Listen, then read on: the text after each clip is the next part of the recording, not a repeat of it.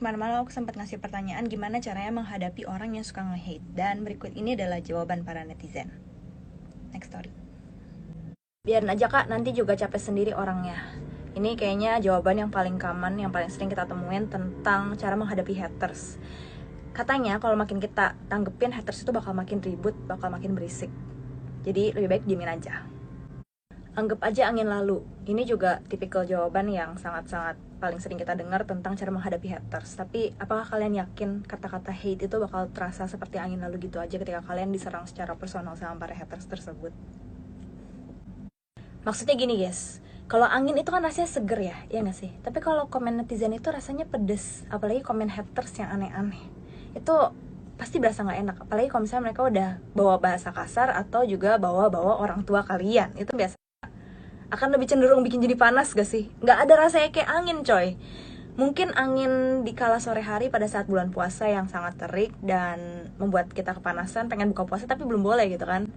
Kesel ya, tapi harus ditahan.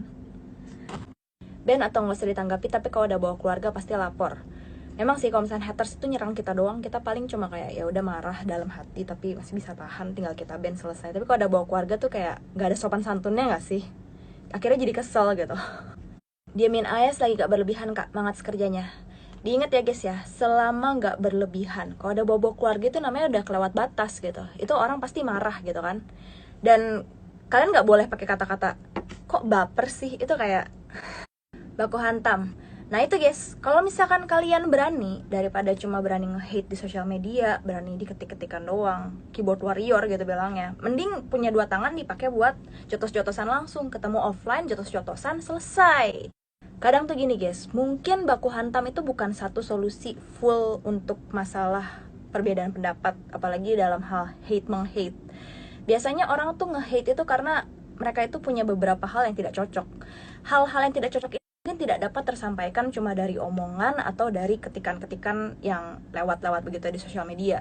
Jadi, kadang, biasanya tuh guys, kalau misalnya di film-film yang action-action, dua cowok nih berantem, tonjok-tonjokan, setelah tonjok-tonjokan mereka tuh baru bisa merasakan ikatan persaudaraan atau sebuah kesamaan yang lain. Dan mungkin karena setelah tonjok-tonjokan mereka sama-sama ngerasain sakit gitu kan, jadi mereka menyadari bahwa nge-hate itu nggak penting. Jadi mungkin kadang-kadang sebenarnya baku hantam itu penting guys, perlu dilakuin. Kenapa? Ketemu offline tatap muka, akhirnya baru bisa ngomong dari hati ke hati dan akhirnya baru tidak nge-hate lagi. Abaikan. Ya memang sih mungkin cara paling mudah adalah kita mengabaikan orang tersebut, tidak menanggapi dan lain-lain. Tapi di saat yang sama, kalau kita terus membiarkan orang untuk seperti itu, kita abain gitu aja, mereka akan terus kebiasaan dan terus berani nge-hate karena ngerasa bisa berlindung di sosial. Didiemin soalnya kalau diladenin malah ngelunjak, plus dah kebal sama orang yang begitu. Kata dah kebal sama orang yang begitu ini menunjukkan satu indikasi yang salah guys. Jadi kayak kesannya hate itu hal yang wajar, sementara hate itu bukan hal yang wajar. Kita nggak boleh ngewajari. Ini sesuatu yang aku pelajari dari pengalaman aku pribadi ya guys. Kalau misalkan di dunia nyata, ketemu tatap muka langsung, contoh hate itu kayak apa sih? Bullying, bener kan? Nah, dalam kasus bullying, kalau misalkan orang yang terbully ini diem aja, para pembulinya itu akan semakin senang, malah akan semakin ngerasa itu hal yang wajar. Mereka akan beranggapan bahwa orang yang terbuli ini memang pantas untuk dibully. Seakan-akan mereka itu pantas diinjek-injek begitu aja. Mereka itu kastanya lebih rendah daripada para pembuli. Tapi di saat yang sama, aku punya pengalaman yang cukup gak enak buat aku pribadi. Waktu pas aku SD, aku pas pindah sekolah, dan aku mungkin kurang bisa mengerti teman-temanku baruku ini, jadi aku dibully sama mereka. Dan mereka cuma berani bullying ini ketika mereka tuh lagi rame-rame. Ketika aku ngajak mereka ngomong satu persatu, mereka gak berani guys. Jadi itu kayak cuma bentuk sok-sokan aja. Dan kalau yang kita lihat kayak di sosial media sekarang banyak haters-hatersan kayak gitu, lagi-lagi yang aku bilang guys, mereka tuh cuma berani karena itu adalah sosial media. Kalau misalkan kalian samperin langsung, kayak kalian ajak baku hantam langsung gitu, mereka mungkin kayak malah bilangnya, aduh sorry akun gue dibajak. Ya itu. Makanya sebenarnya hate itu nggak boleh diwajarin guys untuk alasan apapun. Kita diemin, sebenarnya bukan solusi. Kita harus ngomong, kita harus tahu ke orang-orang kalau nge-hate itu nggak benar, nggak boleh dilakuin. Biarin, hater itu ibaratnya api. Semakin kita lawan, semakin mereka jadi. Tergantung bang, lu lawannya pakai apa. Kalau lu siram bensin ya makin gede. Tapi kalau lu siram air, ya mati. Jadi yang paling benar adalah kita harus menghadapi mereka dengan benar. Kita harus kasih tahu yang benar. Kalau saya sih diemin aja mbak. Kalau saya live ada haters, diemin aja. Kalau di band sayang uang AdSense. Ya sebenarnya bener sih kalau secara opportunity-nya. Karena kalau makin ramai ya makin banyak orang nonton ads ya makin kaya kita. Jadi haters, terima kasih sudah memperkaya kita. Diemin aja, makin dihina makin menanjak karir kita. Ya ini sebuah kata-kata yang cukup benar juga sih guys. Karena katanya kalau misalnya kita itu dibilang terkenal tapi belum punya haters, berarti kita belum cukup terkenal gitu guys. Jadi kalau misalnya udah punya haters ya terima kasih, berarti udah terkenal. Ini juga dari pengalaman aku pribadi guys. Jadi kalau misalkan aku bikin video dan hatersnya tuh banyak tentang video itu, mereka itu adalah fans-fans yang sangat berdedikasi. Makanya aku bilang mereka itu adalah fans-fans yang tsundere, alias fans-fans yang sebenarnya tuh menikmati konten aku, entah itu buat nge-hit atau apa, tapi di saat yang sama juga mereka membantu aku semakin bertemu dengan viewer-viewer baru. Karena dengan mereka menonton video aku lalu mereka men-share untuk nge-hate sebenarnya tujuannya, dan mereka ngetag-ngetagin temannya untuk ikutan nge-hate, itu kan videonya muncul ke timeline orang banyak banget ya, ke timeline teman-temannya dia juga. Nah teman-teman dia juga dan teman-teman dari teman-teman dia yang lain mungkin ada yang nonton video aku dan ngerasa suka-suka aja sama konten aku. Akhirnya aku jadi tambah banyak fans, dan itu kayak sangat berdedikasi sekali gitu guys. Biasanya hater-hater ini mereka itu bener-bener malah setiap video aku bakal mereka share buat kata-katain. Tapi di saat yang kayak gitu, dengan makin banyak mereka share, aku kan jadi ketemu lebih banyak viewer lagi, ya enggak? Berterima kasih. Ya, makasih sih haters karena kalian suka nge-sharein video aku entah buat nge-hate atau buat apa, ataupun nge-share video YouTuber lain gitu. Kalian tuh memperkaya kita ya. Terima kasih banyak loh. Kalian dapat apa? Kita jadi kaya, kalian gak dapat apa-apa. Nge-hate balik sampai katain Sarah kalau bisa biar tahu rasanya sakit hati seperti apa. Ini sebenarnya mirip sama yang aku bilang tadi, kalau misalnya kalian daripada nge-hate mending langsung adu jotos gitu. Jadi kalau udah berasa sakitnya kan ngerti kalau misalnya hate itu gak baik. Tapi aku gak dukung hal kayak gini sebenarnya guys. Tetap berbuat baik meskipun dibenci dan gak ada faedahnya kalau saling benci. Bener banget. Karena kalau misalkan kalian terus-terusan benci, akhirnya jadi satu lingkaran setan yang saling benci-bencian dan gak ada ujungnya. Jadi tetaplah berbuat baik guys. Tunjukkan yang terbaik. Bener banget guys. Biasanya tuh kalau misalkan orang-orang yang hate gitu tuh karena mereka tuh banyak kurangnya. Jadi tetap tunjukkan yang terbaik. Biar mereka nge-hate ya biarin aja gitu kan. Haters gonna hate and you will be success. It's okay. Lagi-lagi ini pengalaman aku pribadi guys. Yang aku bilang tadi, waktu pas aku SD aku dibully di sekolah, dan ya dia cuma berani pas lagi rame-rame kayak gitu. Dan kemudian salah satu dari yang ngebully aku ini tuh dia suka banget tentang Jepang, dan kayak literally suka anime, suka lagu Jepang dan lain-lain. Pokoknya kayak pamer-pamer banget dia suka Jepang gitu. Ini bener-bener lucu banget sih. Jadi ketika aku kuliah, aku masuk manajemen Jepang, sementara dia jadi apa? Ke Jepang aja belum pernah. Nah, kalian tahu kan guys, kalau misalkan dulu tuh ada AFA alias Anime Festival Asia. Itu adalah convention pop culture Jepang paling besar yang ada di Asia. Dan juga ada AFA ID, jadi alias AFA ini adanya di Indonesia. Waktu itu adanya di JCC di Senayan. Dan pada tahun kedua AFA, aku perform di situ on stage sama-sama dengan artis-artis Jepang dari manajemen Jepang lainnya. Kayak Meian, kayak Aoi gitu-gitu segala macam lah pokoknya.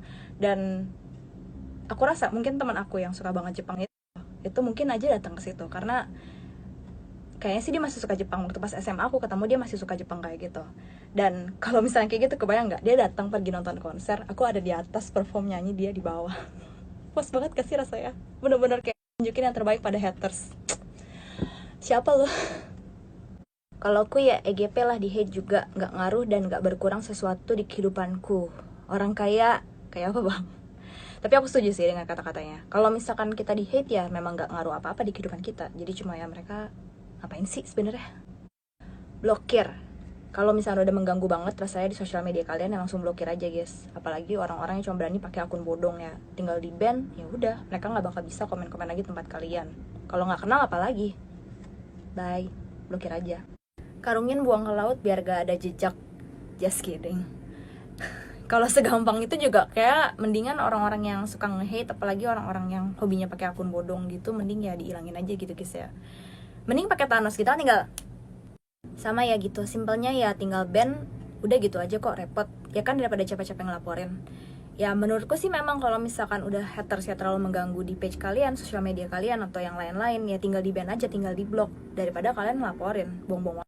Tapi kalau kayak gitu sebenarnya kita nggak bisa jadiin patokan semua orang harus ngelakuin hal itu guys. Setiap orang punya batas sabar yang beda-beda. Kalau misalnya kalian nge-hate ya itu mungkin udah salah satu resiko, bisa aja ada orang yang marah terus ngelaporin kalian. Dan ya kalian harus berhadapan dengan mereka, ketemu tatap muka langsung atau di kantor polisi gitu kan. Kalian buang-buang waktu, jadi jangan nge-hate lah mending. Karena kayak gitu tuh gak penting. Oke guys? Dan ketika akhirnya kita laporin misalkan ke polisi atau apa juga, gak yakin mereka tuh bakalan berani menghadapi kita gitu secara langsung. Bisa jadi mereka tuh dengan sepengecut-pengecutnya mereka gitu bilangnya, aduh maaf ya akun aku dibajak kemarin, aku gak tahu apa-apa. Bang, please lah. Jadi haters nanggung amat gitu. Kalau kamu jadi haters tuh jangan pengecut dong. Kalau udah dilaporin ya tanggung jawab dong. Makanya sebelum ketik-ketik, ini dipakai dulu, ini dipakai dulu. Oke guys? Blok, gak usah pakai basa-basi. Ya memang itu paling mudahnya sih langsung blok aja guys. Udahlah, kalau misalnya kalian udah gak suka sama haters yang mengganggu kalian di sosial media, blok, cut them off. Bye. Oke guys, jadi itu tadi adalah komentar para netizen dan aku udah bacain sebagian dan juga udah sharing juga tentang pengalaman aku menghadapi haters. Buat kalian-kalian yang menghadapi hate, entah hate komen, entah hate dari omongan orang atau apapun, saran aku tetap balik lagi, kalian untuk alasan apapun tetap harus stand up, tetap harus speak up, tetap harus ngomong kalau kalian gak suka dengan hal itu. Kalau mereka terlalu aneh-aneh, blok udah. Tinggalkan yang tidak penting, karena mereka itu ya akan tetap nge-hate. Kalian gak bisa pleasing everybody, kalian gak bisa membuat semua orang suka sama kalian. Sebaik apapun kalian, akan tetap ada orang yang mungkin gak suka sama kalian. Jadi ya bodo amat kalau misalnya ada yang gak suka. Kalau kalian juga gak suka sama mereka karena kalian kesel, mereka nge-hate, blok. Oke? Dan buat orang-orang yang pada suka nge-hate, dipikir-pikir lagi, oke? Kalian pasti juga kan gak seneng kalau di-hate kan?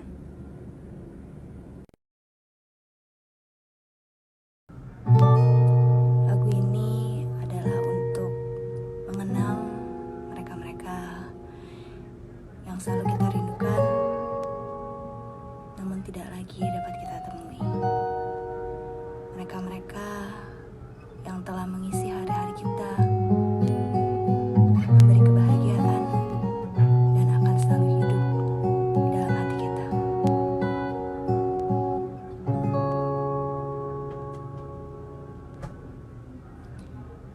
Di saat ku merasa sedih, tanpa sadarkan tertawa lagi bila bersamamu. Seluruh duniaku terasa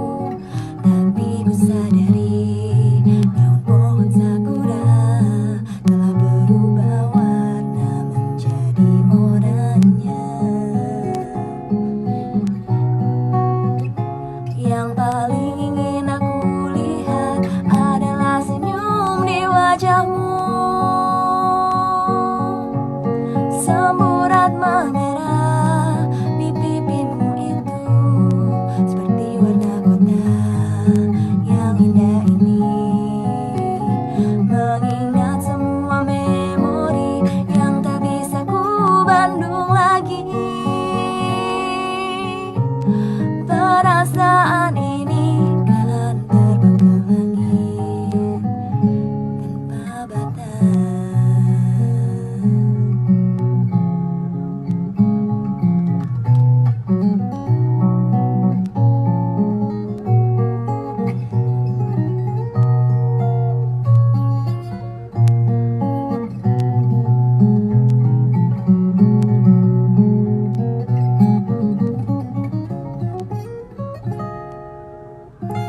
Yang paling ingin aku dengar adalah suaramu itu, yang terus terngiang di dalam telinga, yang terus bergema di dalam jiwaku. Sejak pertama kali bertemu, tak akan pernah tergantikan. Kau selalu ada di dalam hatiku. Arigato.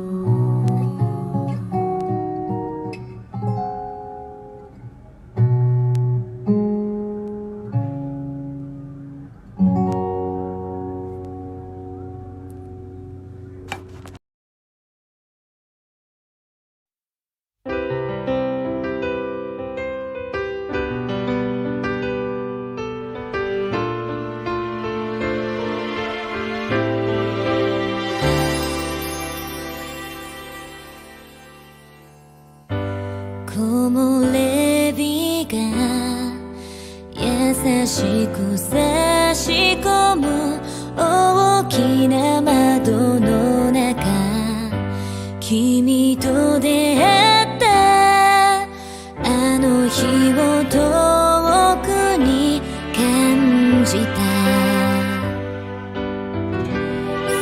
少しずつ並べた思い出は僕を温める。小さな部屋つなぐ心、そっと教えてくれた。この季節が迎えに来たら君の姿を探すこともできなくなっちゃうんだね。ずっと忘れずにいるよ。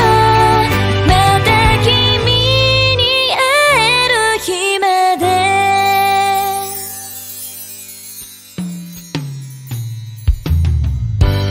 桜色広がる見慣れた景色が忘れ